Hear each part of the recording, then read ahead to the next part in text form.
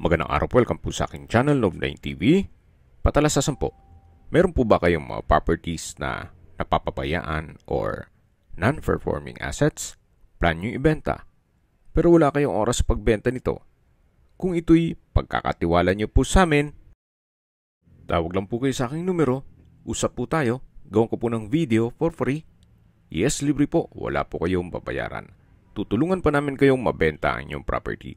Kami na po bala sa marketing, sa boosting or paid ads. Even sa tripping, hindi na po kayo mapapagod sa pag-entertain ng mga buyers. Kami na po bala sa lahat. Tawag lang po kayo.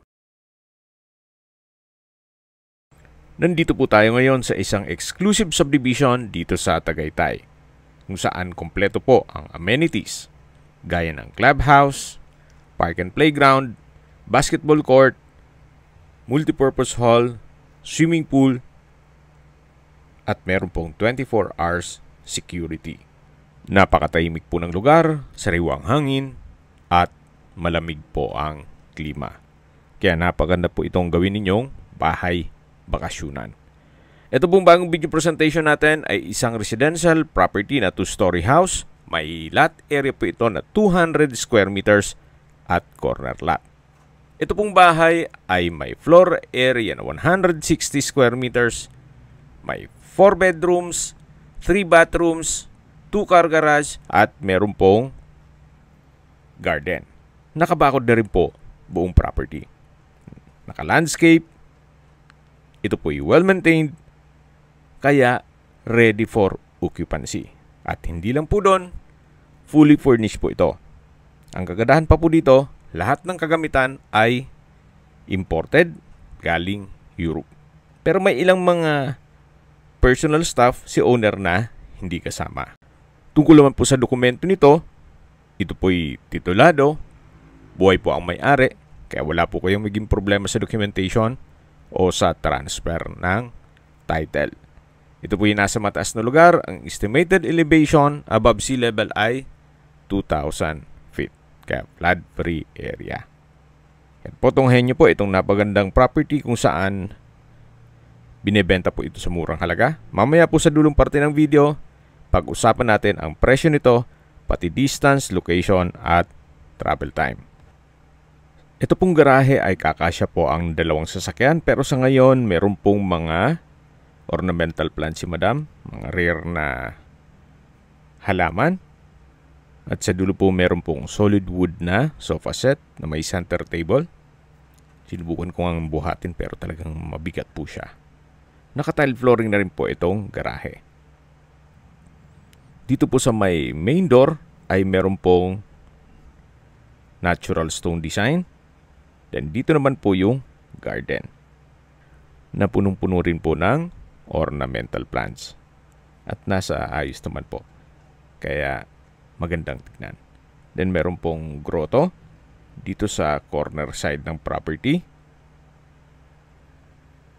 Ito pong concrete fence ay pinturado na rin. At dito naman po may mga halaman pa rin at meron pong covered lanay. May African talisay, then yung the rest hindi ko na po ganun kabisado. Then may brickstone design din po itong wall. May security grill itong mga windows and doors at hanggang sa dulo po yan. Reason for selling, maayos naman. Bakit binebenta? Well, silang 2 na lang po ang nakatira dito. Masyadong malaki na ito para sa kanilang mag-asawa. Kaya binebenta na lang po nila ito. So ito po yung corner side ng bahay. Yan po yung facade. Then meron pong glass walls and windows na nag-serve as natural sunlight sa loob ng bahay. May mga brickstone design din po sa poste ng garahe. Kung sakali man po na may maibigan kayo dito sa ilan sa halaman ni madam, siguro po makiusap na lang tayo. Pero syempre, hindi lahat yan ibibigay. At wala po siyang nabanggit na iwan yan. Pero for sure, itong solid wood na sofa set at 2-seater rattan coffee table ay kasama po. nandito na po tayo sa main door. Samahan niyo po ako, pasok po tayo at welcome po dito sa bahay ni Ma'am at Sir. Naka-customize solid wood door. Then ito po yung foyer. Sa dulo po may glass window with security grill. Meron pong console table. Then brickstone design din po itong wall. At nandito na po tayo sa living area o salas. Ito pong sofa set ay galing din yan sa Europe, pati center table. Na iwan na rin po yan. Then meron pong lampshade. May customized window glass. Then may chandelier. O crystal chandelier. Then may pin lamps. Ito po yung hagdan papunta sa second floor.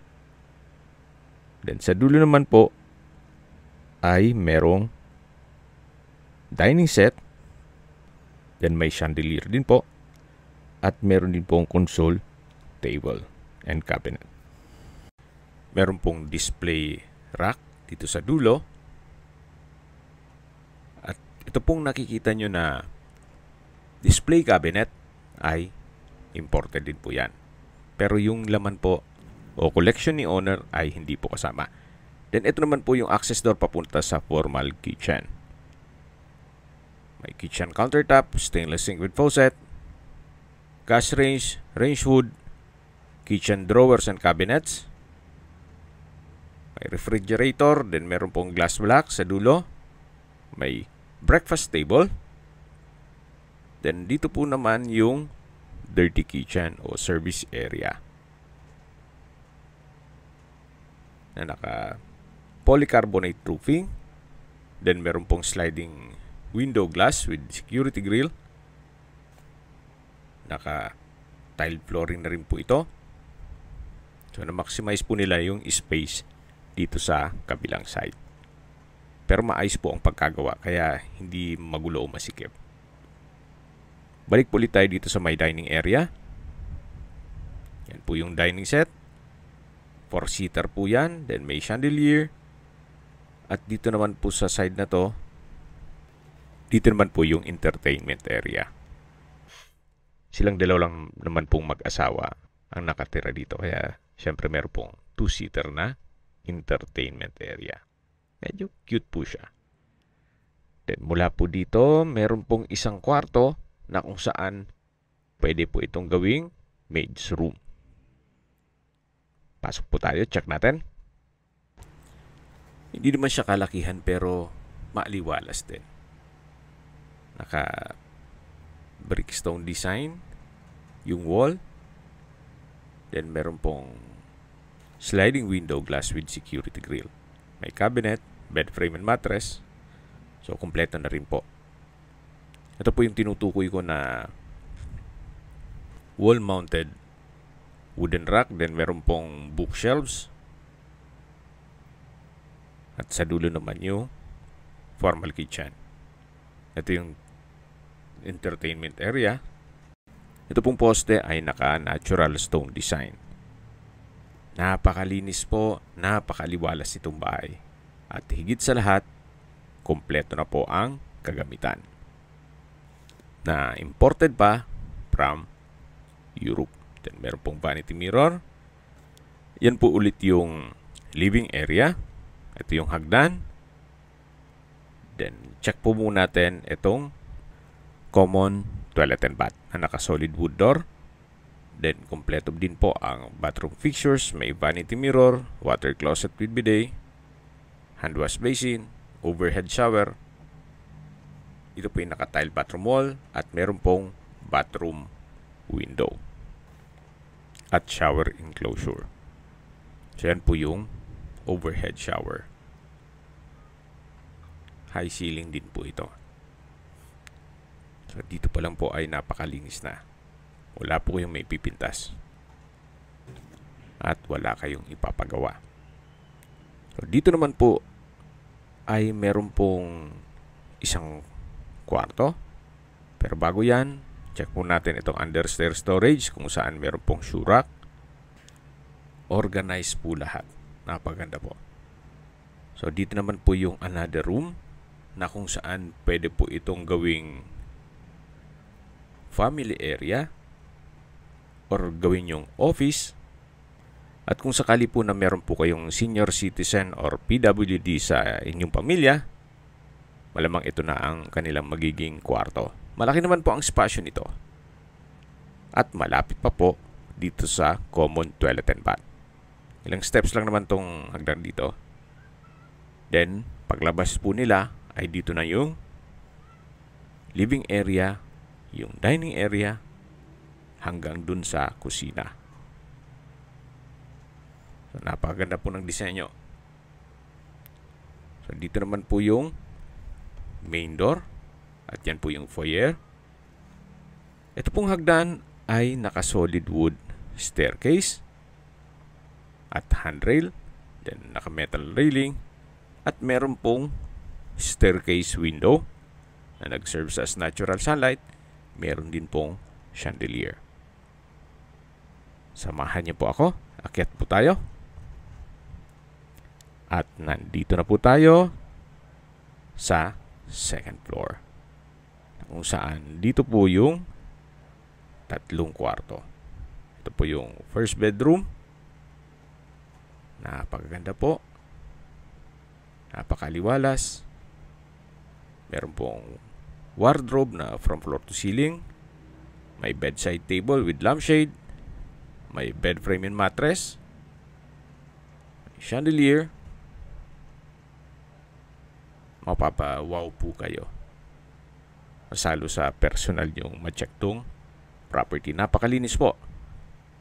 At napakaayos ng pagka-arrange sa mga gamit. So mula naman po dito sa hallway, ito naman po yung pangalawang kwarto dito sa second floor. May customized window glass with security grill, may chandelier, then may dalawang single bed, frame and mattress. Meron pong wardrobe na from floor to ceiling. Then naka solid wood door. At dito naman po yung third bedroom. May wardrobe, same design dun sa kabilang kwarto. Ito po pala yung master bedroom. Napakalaki po ng espasyo nito. May bed frame and mattress, then drawer and dresser, sliding window glass with security grill, may chandelier, may glass wall and window. At ito po yung access door papunta sa balkonahe. Mamaya po check natin yan. Ito po yung toilet and bath na naka-solid wood door. Naka-tile bathroom wall from floor to ceiling.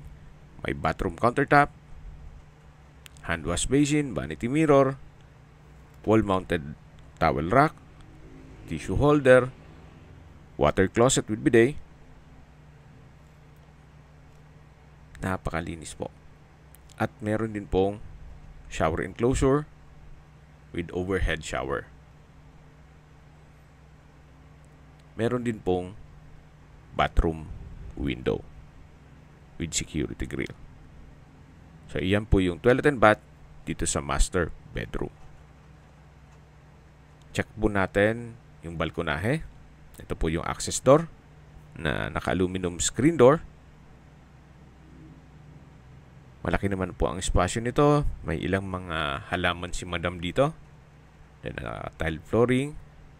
May railing.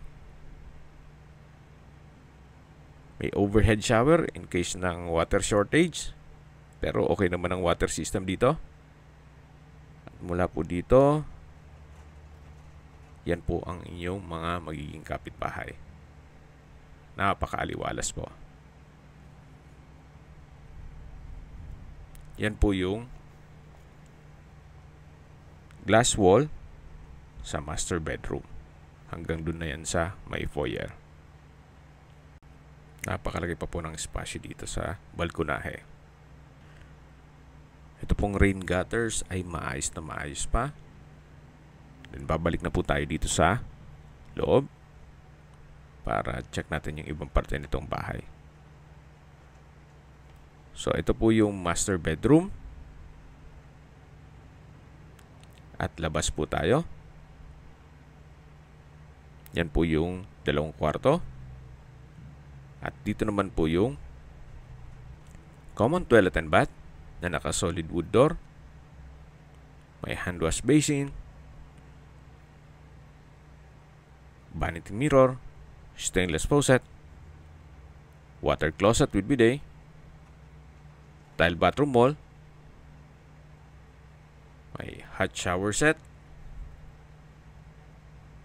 then bathroom window. Ito po yung shower enclosure na may overhead shower. From floor to ceiling din po ang tile bathroom wall. Yan po, na-present ko na sa inyo yung tatlong kwarto dito sa second floor. Yan po yung staircase window. Bali po, sa baba, meron pong dalawang kwarto, kaya all in all, 5 bedrooms po ito, kasama yung maid's room. Habang naglilibot po tayo, summarize ko lang po, ito pong property ay nasa isang exclusive subdivision dito sa Tagaytay. May lot area po ito na 200 square meters at may floor area na 160 square meters. Ito po ay corner lot, titulado, buhay po ang may-ari, kaya wala po kayo maging problema sa documentation o sa transfer ng title. Meron po itong 5 bedrooms, 3 bathrooms, 2 car garage, may garden, naka-landscape, fully fenced, at fully furnished. Lahat mong kagamitan ay imported galing Europe. Sa distance, location at travel time portion na po tayo. Mula po sa Mahogany Market, ang distance is 4.1 kilometers at ang travel time is 9 minutes. Mula naman po sa Tagaytay Bypass Road, ang distance is 3.3 kilometers. Ang travel time ay 7 minutes. Mula naman po sa Tagaytay Rotonda, ang distance is 5.9 kilometers at ang travel time is 13 minutes. Kumpleto na po doon gaya ng malls, hotels, restaurants, banks, schools, church at hospital. Yan po yung laging binabanggit sa aking video na dapat nyo i-consider sa paghanap ng property, yung meron pong malapit na hospital. Hindi ko naman po sinasabing sakitin kayo. Yan naman po ay for emergency purpose lang naman. At mula naman po sa Calax, ang distance is 20.5 kilometers at ang travel time is 39 minutes. Ang Calax po ay connecting South Luzon Expressway, Skyway, all the way to North Luzon Expressway at ibang parte ng Metro Manila. At mula naman po sa Manila at sa airport, ang distance is 64 kilometers at ang travel time is 1 hour and 20 minutes. Okay, sa presyo na po tayo. Binibenta po ito ni owner sa halagang 15 million pesos. Well, slightly negotiable naman. Para sa akin, fair deal na rin. Gawa ng fully furnished. Napakalinis ang bahay. Wala po kayong papagawa. At ready for occupancy. Anyway, depende yan sa assessment nyo dito sa property. Kung sakaling magpaset kayo ng tripping, talagang masasabi nyo po may wow effect po. Once na ma-check nyo yung loob, ang interior, napakalinis po at napakaliwalas ng bahay. Kung may mga katanungan po kayo, tawag lang po kayo sa aking numero. Sa mga kababayan naman natin nasa ibang bansa, meron po akong WhatsApp, Viber at Telegram. Same number lang po, 0917-316-3399. Sa mga nagtatanong naman po ng aming Facebook, meron po aming Facebook page na Nov9TV at Facebook Real Video. Meron din pong TikTok at Instagram. May ibang YouTube channel po kami, the Nov9TV channel, Nov9TV Listings, Nov9TV On The Spot, Nov9TV Updates, at Nov9TV House Rental. Sana po naibigyan nyo ang video presentation. Paki-like and subscribe na lang po sa aking channel para ma-update din po kayo sa aking future listings. Kung sakali po hanap nyo yung mas malaking sukat ng lupa, meron din po kami ibang listings na pwede nyong pagpilian. huwag po kayong mag-atubiling tumawag sa amin. Then, let us know your budget para malaman namin kung anong property pwede naming ilog sa inyo. Sa lahat pong viewers, subscriber at nagtiwala po sa amin, salamat po sa suporta. Ingat po kayo lagi at yung pamilya. Maraming salamat po.